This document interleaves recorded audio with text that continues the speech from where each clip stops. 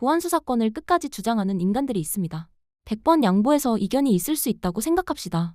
하지만 사전투표를 폐지하자는 충격적인 목소리가 여당에서 나왔다면 여러분 믿겨지십니까? 결국 이현주가 자신의 정체를 드러내며 사전투표제를 손보자는 충격적 주장까지 했는데 자세히 들여다보니 사태가 너무 심각합니다. 영상으로 함께 보시겠습니다.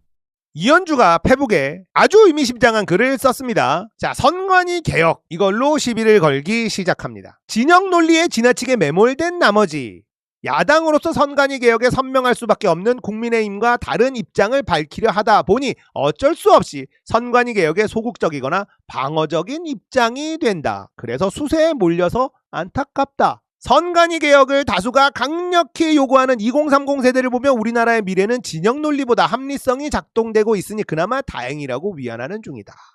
진영 논리에 매몰되지 말아야 한다. 자, 예, 프레임을 잘 보시기 바랍니다. 대통령께서는 누구보다 선관위 개혁을 강력하게 앞서 주문했다. 또 대통령을 팔고 있습니다. 제도적 개혁에 대해서도 어떠한 선입견이나 편견도 가져서는 안 될 것이다. 국민의 참정권, 즉 국민 주권을 보장한다는 차원에서 제도 개혁을 계속해야 한다.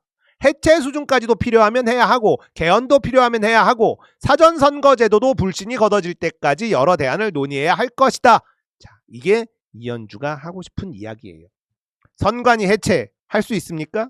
할 수 없죠. 개헌도 필요하면 해야 된다. 쉽게 할 수 있습니까? 할 수 없죠. 사전선거제도도 불신이 걷어질 때까지 여러 대안을 논의해야 된다. 이건 할 수 있죠. 이현주는 사전선거제도를 건드리려고 하고 있다. 노골적으로 나오고 있어요. 사전선거제도를 손보자. 이야, 일시적 좌파가 돼서 민주당을 끊임없이 갈라치게 해야 한다는 이현주의 작업이 너무나 순조롭게 진행되고 있습니다. 이현주의 이런 행보에서요, 대통령은 자유로울 수가 없어요. 김구 증손자 김용만도, 역사학자 김준혁도 이현주를 비판하지 못하고 있습니다. 왜일까요? 이현주가 민주당의 주류이기 때문에 그렇습니다. 공치모의 핵심이기 때문에 그렇습니다. 뉴 이재명의 선봉이기 때문에 그렇습니다. YTN을 인수한 유진그룹에서요, 이재명 정부에게 잘 보이기 위해서 선택한 사람이 오창익과 이동영이라는 주장이 나왔죠. 김광민 변호사의 주장입니다. 문조 털레유를 공격하는 선봉들이죠. 유진그룹은요, 뉴 이재명 세력의 뒷배에 대통령이 있다 이렇게 생각하고 있는 거예요. 결국 대통령에게 잘 보이기 위해서 오창익과 이동영에게 자리를 줬다는 주장 아닙니까? 자본이 그렇게 판단했다는 것, 이 정권에 너무나 위험한 신호입니다. 돈은 사람보다 정직하거든요. 그렇다면 이현주의 뒷배에 대통령이 있다 이렇게 해석해도 무리가 아닌 거예요. 민주당에서 리박스쿨 강연한 이현주에 대해서 아무도 비판하지 않고 있는 것도 대통령이 이현주 뒤에 있는 것 아니냐는 해석을 하기에 충분한 정황 아닙니까? 사전선거를 손보면 민주당에게 절대적으로 불리해지죠. 이현주는요, 민주당에게 불리한 작업을 하려는 겁니다. 이걸 민주당에서 가만히 보고만 있다? 이건 정말 심각한 일이에요. 이재명 대통령은요, 이현주를 손절해야만 합니다. 이현주는 문재인 조국 비판에 누구보다 앞장섰던 인간이에요. 조국 법무부 장관 임명할 때 삭발까지 했던 인간이 이현주입니다. 이현주가 민주당에서 계속 날뛴다면 문과산점을 받았다는 말이 계속 돌 겁니다. 대통령에 대한 신뢰는 계속 떨어지게 될 거예요. 대통령은 지금 이 상황이 얼마나 위험한지 직시해야만 합니다. 지지자들의 의심은요, 정권에 엄청난 부담이 돼요. 의심하는 지지자들을 탓해서는 안 됩니다. 대통령의 기자회견의 태도는 정말 최악이었어요. 왜 지지자들이 그런 의심을 하게 됐는지 냉정하게 살펴봐야 되는 거예요. 지지자들의 의심이 잘못된 거라면 투명하게 해명을 해야 됩니다. 해석의 여지를 남기는 애매모호한 말투는, 화법은 멈춰야 돼요. 그게 아니라면 의심하게 된 근본을 제거해야 되는 겁니다. 이현주가 계속 저렇게 날뛰게 된다면, 이현주가 가방위원장이 간다면 그건 대통령의 뜻이다. 이렇게 해석할 수밖에 없는 것 아닙니까? 이런 해석이 억울하다면 이현주를 제거해야죠. 이현주 없어도 민주당은 잘 돌아갈 수 있어요. 이현주는 민주당에 어울리는 사람이 아닙니다. 민주당을 갈라치기 해야 된다라는 말을 공공연히 했던 사람이 이현주예요. 대통령이 이현주 뒤에 있다 이렇게 해석하는 건 절대 무리가 아닙니다. 독재자, 학살자를 찬양하는 이현주가 민주당에 있어서는 안 된다, 이게 당원들의 뜻입니다. 과거보다 미래를 보자는 말은 친일 매국 세력이나 하는 말이에요. 대통령이 결자 해지해야 되는 겁니다. 사전선거까지 건드리려는 이현주, 민주당을 박살내려는 트로이 목마, 아닙니까? 민주당 내부에서 어떻게 사전선거를 건드리자는 말이 나올 수 있습니까? 이건 있을 수 없는 거예요. 이현주가 이재명 대통령을 위해서 움직이는 것 같습니까? 아닙니다. 이재명 대통령 정신 차리셔야 돼요. 이현주 믿다가 대한민국 박살날 겁니다.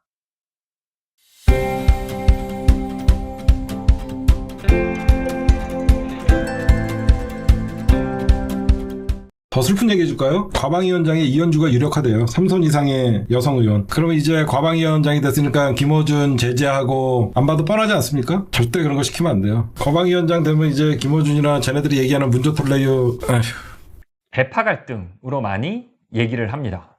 근데 개파 갈등 맞나요?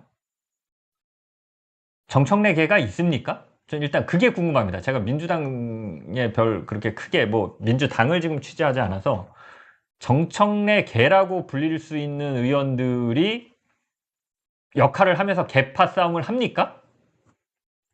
친석계라고 불리는 의원들과 각을 세우면서 개파 갈등을 해요? 없는 것 같아요. 그런 식의 개파 갈등은. 옛날에 제가 열린우리당 출입할 때 DY계, 정동영계, GT계, 김근태계 이제 향후 대권주자, 민주당의 대권주자가 누가 될 것인가. 그래서 이제 GT계 줄을 쓰고 DY계가 훨씬 크긴 했죠. 정동영계 줄을 서서 경쟁을 하고 정책 관련해서 서로 다른 입장을 내기도 하고 이랬던 게 있는데 지금은 어떤 정책이나 어떤 이슈가 있을 때 흔히 말하는 친석계 의원들은 이런 목소리를 내는데 거기에 반대돼서 그러면 정청래계 의원들은 이런 목소리를 내면서 대립하고 정청래계와 김민석계 의원들이 이렇게 나눠져서 선명하게 이쪽은 이쪽 계파다 그런 게 있나요? 전 잘 안 보입니다. 예. 정청래 쪽에 줄을 쓴 의원들이 있는지 아마 있을 수도 있을 텐데 드러내놓고 활동을 안 하는 것 같아요. 그냥 최고위원인 이성윤 의원, 문정복 의원 정도 그런 정도? 빼놓고는 이게 무슨 그냥 공치모 내지는 친석계 이쪽이 그냥 당을 다 먹은 거 아닌가? 이게 개파 갈등이라고 할 수 있나? 라는 생각이 듭니다. 혹은 마음속으로는 정청래를 지지하더라도 일반 의원 중에 이렇게 정청래를 이렇게 편들면서 정청래를 옹호하거나 그런 의원이 있나요?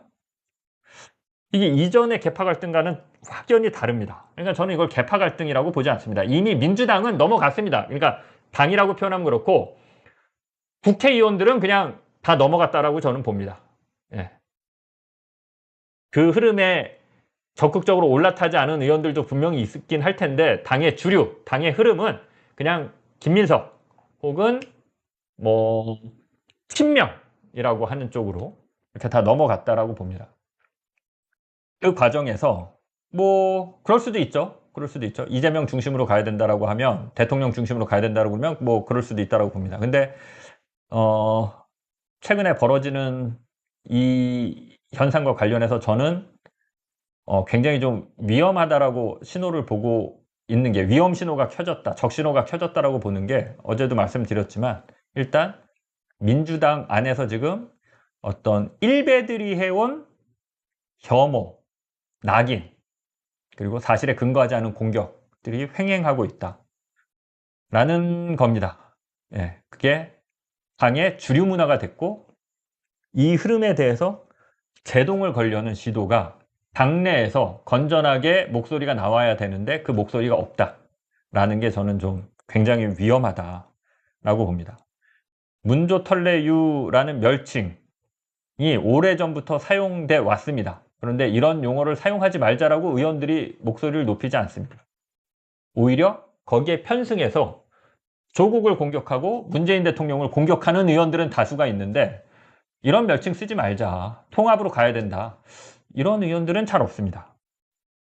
그냥 거기에 올라탑니다. 예.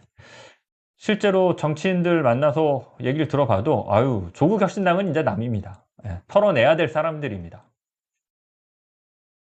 그건 그럴 수 있다라고 봅니다. 그건 그럴 수 있다라고 보는데 더 위험한 거는 이현주 최고위원, 며칠 전까지 최고위원이었죠? 여기가 리박스쿨 출신입니다.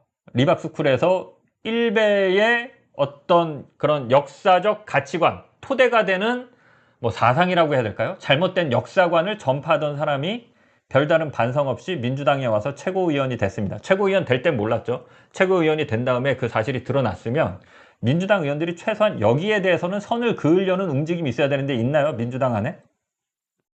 이현주가 주류입니다. 민주당의 주류가 이현주가 주류예요. 민주당 의원들이 이현주 눈치를 보고 있습니다. 이현주 눈 밖에 날까봐 전전긍긍하고 있습니다. 이게 일베 문화가 횡행하고 있다는 또 다른 증거입니다. 독자들끼리 뭐 제가 이런 얘기하면 딴지 게시판 가봐라. 거기가 극우일베다. 딴지 게시판의 일부 지지자들, 김어준을 좋아하는 지지자들 그럴 수 있죠. 그거 마찬가지입니다. 인싸 들어가봐도 마찬가지고 그런 거는 늘 있어 왔습니다. 근데 이제 패널들, 정치인들 이 사람들이 어떻게 움직이느냐를 봐야 되는데 이 사람들이 강하게 문조 털레유에 공감하고 그 공격에 공감하고 일베의 정신적 지주 역할을 해온 그 사상을 퍼뜨려온 이현주에 대해서는 한마디도 못합니다. 민주당이 심각합니다. 심각해요.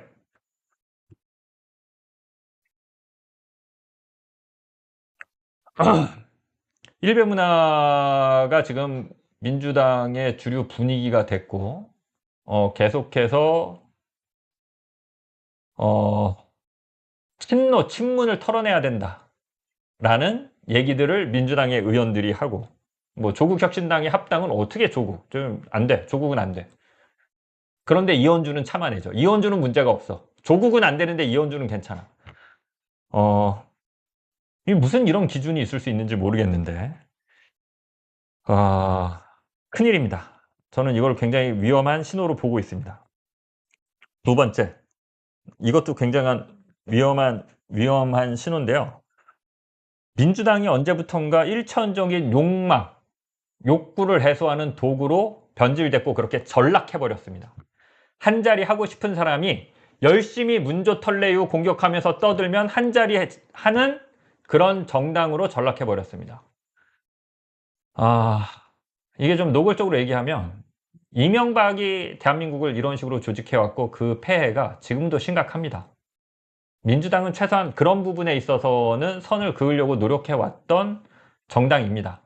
뒤에서는 자신들의 욕망을 실현하더라도 앞에 내세우는 가치, 앞에서는 그래도 점잖은 척 하려고 했고 새로운 좋은 사람들을 등용하려고 했고 실제로 그렇게 했고 뭐 남북 화해 협력 뭐 이런 것들을 기초로 내세우고 민주주의를 기초로 내세우고 독재와는 선을 그으려고 하고 일베와는 선을 그으려고 하고 극우 이런 것들은 용납하지 않고 지역주의를 타파하려고 했고 그래도 주권자인 국민을 무소하고 받들려고 했고 그런 노력을 해온 정당인데 지금은 그냥 제가 봤을 때 조국 욕하고 문조 털레유 욕하고 그냥 이재명 대통령 만세 가짜명 떠들면 뭔가 한자리 할 수 있는 정당? 다음에 공천을 받을 수 있는 정당? 이거밖에는 안 보이지 않나. 그런 움직임이나 그런 흐름이 있으면 그거를 제어하고 막고 민주당을 건강하게 만들려고 하는 움직임이나 흐름이 있어야 되는데 안 보인다는 거죠. 그런 사람은 민주당 안에도 늘 있어 왔죠. 뭔가 한 자리 차지하고 싶어서 뭐 돈 거래도 하고요. 안 보이는 데서 뭐 공천 받기 위해서 뭐 돈도 주고 이런 건 늘 있어 왔는데 지금은 대놓고 그런 욕망을 좀 실현하는 정당으로 전락한 게 아니냐. 이게 좀 슬픕니다. 인수 씨, 뭐에 흘렸는지 모르겠는데 참 보기 딱합니다. 뭐 제가 홀린 걸 수 있죠. 그럼에도 불구하고 제가 예를 들면 뭐 그렇다고 해서 뉴 이재명들을 정면으로 공격하려고 하진 않습니다. 이렇게 혐오나 이런 언어를 좀 퍼뜨리려고 하진 않습니다. 제가 어떤 특정 편일 수는 있으나 그런데 이제 제 말도 어떤 정파적으로 받아들일 수 있겠죠. 그냥 이거는 제가 전반적으로 민주당을 바라보면서 느끼는 제 관전평이니까 뭐 동의 안 하시는 거에 대해서는 뭐 저는 뭐 그거에 대해서는 불만이 없습니다. 이게 실제로 그렇습니다. 몇몇 패널들이 굉장히 제가 보더라도 저 사람은 이제 이재명 정부 들어섰으니까 한 자리 되기 하고 싶어 하는구나. 그래서 한 자리 되기 하고 싶어서 노력하는 사람들이 보여요. 그쵸? 근데 그런 사람들이 꼭 문조털레우를 공격합니다. 그런 식의 공격을 합니다. 그럼 왜 저러지? 그냥 조용히 한 자리 하면 되는데. 그러니까 저는 예를 들면 특정인을 얘기해서 그러는데 진짜로 오창석 씨가 캠코 이사를 하는 데 있어서 불만이 없습니다. 이재명 정부가 들어섰으니까 이재명 정부와 뜻이 맞는 사람들, 이재명 정부가 탄생하는 데 있어서 열심히 노력해온 사람들이 한 자리 하는 것에 대해서 불만이 없어요. 문제는 한 자리를 하려고 하는 사람들, 아니면 그거에 성공한 사람들이 마치 그 보은인 것처럼 문조털레유 거리면서 이쪽을 공격하는 게 도대체 이게 무슨 흐름이냐는 거죠. 그냥 한 자리 하세요. 저 불만 없어요. 예. 그건 저는 당연하다고 생각합니다. 당연하다고.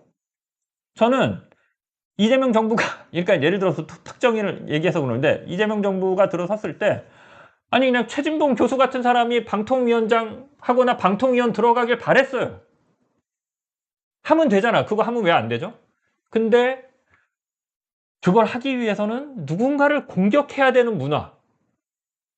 왜 이런 것들이 횡행하지? 이런 것들이 좀 그 문제라고 보는 거고요. 예. 내가 한 자리 하려면 누군가를 공격해야 돼. 이게 지금 그런 분위기가 만들어졌다는 거. 이런 게 좀 슬프다는 거죠.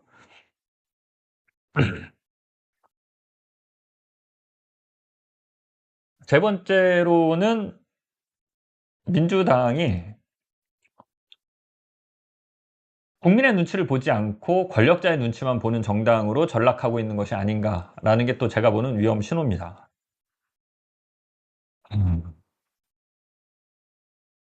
국민의 눈치를 본다면 앞에 드렸던 말씀인데 최소한 이현주의 리박스쿨 활동에 대해서는 선을 그어야 됩니다. 민주당 지지자들과 국민의 눈치를 보고 있다면. 국민의 눈치를 안 보죠. 안 보기 때문에 이현주를 참아낼 수 있는 겁니다. 조국은 못 참지만. 민주당이 국민의 눈치를 보고 있다라고 하면 부동산 개발업자의 차명으로 대부업을 운영한 김용남 후보에 대해서는 선을 그으려는 내부의 목소리나 움직임이 있어야 됩니다. 없었습니다. 다 거기 가서 줄 섰습니다. 국민이 용납할 수 있나요? 농지를 대지로 바꿔서 건물을 져서 수십 원의 시세 차이를 받고 팔았어요. 한쪽에서 이재명 대통령은 부동산 값을 잡겠대. 근데 농지를 대지로 바꿔서 수십억의 시세 차이를 본 부동산 개발업자는 민주당 의원 배지를 달아줘야겠대. 이게 뭔 말이죠? 저는 이해할 수 없습니다. 국민의 눈치를 본다면 이것을 바로잡기 위해서 목소리가 나와야 됩니다. 있습니까? 민주당 내? 그 권력자가 이재명 대통령인지 뭐 김민석 총리인지 아니면 이재명 대통령을 호가호위하는 뭐 어떤 다른 실세 혹은 뭐 정진상 뭐 이런 이름도 나오던데 저는 그건 모르겠습니다. 근데 제가 보더라도 그 누군가의 눈치를 다 보고 있어요. 국회의원들이. 국민의 눈치를 보고 있고 국민에게 잘 보이고 유권자들이 무서운 줄 안다면, 시민들이 무서운 줄 안다면 어떻게 대부업자 차명으로 그것도 운영한 사람을 배지를 달아줘야 된다고 하면서 그게 이재명 대통령의 뜻이라고 하면서 다 그 지역구에 가서 유세를 하고 있습니까? 저는 이거 이해할 수 없습니다. 코미디입니다. 코미디. 이재명 대통령은 스타벅스의 그 땡크데이와 관련해서 분노를 했죠. 그럼 뭐합니까? 리박스쿨이 민주당 최고위원인데. 이 간극을 도대체 민주당이 어떻게 설명할 겁니까? 이상합니다. 이상해. 예. 이런 것들을 바로잡으려고 하지 않으면 민주당 결국은 망가질 겁니다. 이게 논리적으로 어떻게 성립합니까? 지금은 어떤 다른 권력자들의 눈치를 보고 있다라는 게 제가 생각하고 있는 문제의식입니다. 이 세 가지 측면 때문에 저는 민주당이 이게 계파 갈등의 문제가 아니라 민주당이 근본적으로 흔들리고 있다. 근본적으로 그러니까 뭐 집토끼가 떠난다의 문제가 아니라 집토끼는 물론이고 중도층, 나아가 보수층에까지 어필하지 못할 겁니다. 김용남을 데려와서 배지를 달아주는 게 그러면 보수층이 야 민주당이 뭐 김용남도 갖다가 배지를 달아주니까 민주당 찍어줘야지라고 생각할까요? 야 니네 부동산 값 잡는다며 부동산 개발업자 배지 달아주는 정당이냐라는 비웃음을 살까요? 저는 당연히 후자라고 볼 겁니다. 민주당이 건강함을 잃어가고 있습니다. 이게 문제입니다. 이게. 예, 좀 답답한 얘기 했는데 몇 가지 예, 김사님 완전 실망 죄송합니다. 뭐 실망하셨으면 예, 뭐 그 제가 보는 관점입니다. 예. 몇 가지 반론을 좀 드리겠습니다. 어제 박시영 TV에서 제가 그 광고비 얘기를 슬쩍 꺼냈습니다. 지금 정부로부터 광고를 받는 패널이나 채널들이 문조털레오 공격에 앞장서는 거 아니냐 이런 얘기까지 나오고 있다라는 언급을 꺼냈는데 제가 생각해도 성급했습니다. 그 뭐 스픽스나 이런 데서 저에 대한 비판이 바로 들어오더라고요. 팩트가 아닌 그냥 뇌피셜을 떠들고 있다. 맞습니다. 저는 깔끔하게 인정합니다. 그 팩트로 인정된 적 없죠. 팩트는 이겁니다. 경기도 이재명 대통령이 경기도지사일 때 광고비를 꽤 받았던 거는 팩트입니다. 팩트를 얘기하라고 하니까 뭐 정정하겠습니다. 문조털레오를 공격하고 뉴 이재명 계열에 있는 사람들 다수가 지금 한 자리씩 하고 있는 것도 팩트입니다. 그죠? 뭐 누구라고 얘기하진 않겠습니다. 아까 옥창석 그 캠코 이사까지는 뭐 얘기했는데 뭐 그런 식의 흐름들이 이어지고 있습니다. 이런 흐름 속에서 야 광고도 받는 거 아니야 혹시 니네? 뭐 이런 의혹들이 일고 있는데 그거는 뭐 의혹이고 확인된 바가 없으니까 현재 이재명 정부나 뭐 이런 다른 뭐 정부 기구나 기관으로부터 뭐 협찬이나 광고를 받는지는 확인된 바가 없으니까 예, 그거는 그렇게 얘기를 하겠습니다. 근데 제가 이 얘기를 왜 꺼냈느냐? 앞에 했던 얘기의 반복이긴 한데 저는 이동영 TV가 정부로부터 적극적으로 광고를 받아야 된다고 생각합니다. 김용민 목사가 운영하는 채널이 정부로부터 광고를 받아야 된다고 생각해요. 저는 언론개혁을 얘기하면서 좋은 컨텐츠를 생산하는 채널들 그리고 뉴 미디어들이 광고를 받아야 된다고 주장해온 사람들입니다. 주장해온 사람입니다. 그러니까 그거에 대해서 불만이 없어요. 문제는 광고를 받는 대가로 어떤 이상한 행위들을 하는 거 아니야? 이게 문제라는 겁니다. 이게. 광고 받으세요. 저 불만 없습니다. 광고를 받아야죠. 이재명 정부가 들어섰는데 그럼 조중동에 광고하는 게 맞습니까? 그거 걷어들여서 이재명 정부 탄생에 공을 세운 매체들에게 나눠줬으면 좋겠습니다. 그 과정에서 이동영 TV가 많은 광고를 받는 거에 대해서 불만이 없어요. 근데 제가 우려하는 거는 자리를 받기 위해서 뭔가 한 자리 차지하기 위해서 뭔가 베너핏을 받으려면 여기서 멸칭을 쓰면서 누군가를 조롱하고 공격하고 낙인 찍고 이 사람을 민주당에서 털어내야 된다라고 이렇게 얘기하는 공격들을 하는 거 아닌가? 그 대가로서 반대급부로서 이런 흐름들이 보인다는 거죠. 왜냐하면 제가 봤을 때 비교적 멀쩡하던 패널들이 한 자리 차지하면 문재인 욕하고 조국 욕하고 꼭 그래요. 왜 그러죠? 이상합니다. 유시민 욕하고. 자리 받는 거에도 불만 없고요. 광고비 받는 것에 대해서도 불만 없습니다. 협찬 받는 것에 대해서도 불만이 없습니다. 그냥 받고 끝내라 제발 좀. 그냥 받아라. 받기만 해라. 왜 그걸 받는 사람들이 꼭 누군가를 민주당 내에서 공격해야 되느냐. 이현주, 김용남은 잘 참으면서 문조털레오를 못 참는다는 게 저는 진짜 이해할 수 없습니다.